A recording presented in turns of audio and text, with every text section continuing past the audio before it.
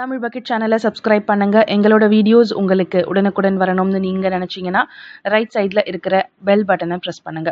ஒரு பிரபல நடிகருக்கு சமீபத்தில் ஒரு பயங்கரமான ஒரு விபத்தில் சிக்கியிருக்காரு. இப்போ அந்த விபத்தில் சிக்கினதுக்கு அப்புறம் அவர் ஹாஸ்பிட்டலில் சீரியஸான ஒரு கண்டிஷனில் வந்து அட்மிட் ஆயிருக்காரு. யார் இவர் அப்படின்னு பார்க்கும்போதுட்டு கோபி சந்த்.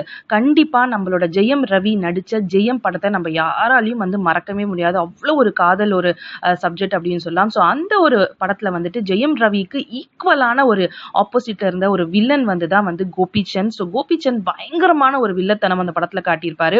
ஸோ அவர் வந்து தெலுங்குல இப்போ வந்து சூப்பரான ஒரு சூப்பர் டூப்பர் லீடிங் ஆக்டர்ல வந்து அவர் ஒரு ஆக்டரா இருந்துட்டு இருக்காரு.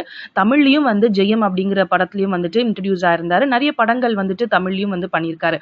ஸோ இந்த தருணத்துல நீங்க பாத்தீங்க அப்படின்னா கோபிச்சந்த் ஒரு படத்துக்காக ராஜஸ்தான் மாநிலத்துல வந்துட்டு ஷூட்டிங் நடத்திட்டு இருக்கும் போது ஒரு சண்டை காட்சியில வந்து பைக்ல வேகமா வந்துட்டு மோதக்கூடிய ஒரு காட்சி இருந்திருக்கு. ஸோ அந்த ஒரு காட்சியில பாத்தீங்க அப்படின்னா பைக்ல இருந்து தவறி கீழே விழுந்து பயங்கரமான அடி அவருக்கு பட்டிருக்கான். ஸோ உடனடியா வந்து ஹாஸ்பிட்டல்ல வந்துட்டு ரஷ் பண்ணி கூட்டிட்டு போயிருக்காங்க.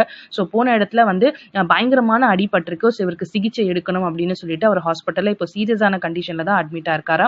ஸோ கோபிச்சந்தோட ஃபேமிலி பயங்கரமான ஒரு சோகத்துல வந்து மூழ்கியிருக்காங்க. அது மட்டும் இல்லாம சினிமா இண்டஸ்ட்ரியே வந்து இவ்வளோ ஒரு லீடிங் ஆக்டரா இருக்காரு, இவருக்கு போய் இப்படி ஒரு ஒரு விஷயம் நடந்துச்சு அப்படின்னு சொல்லி பயங்கரமான ஒரு அதிர்ச்சியில வந்து மூழ்கியிருக்காங்க.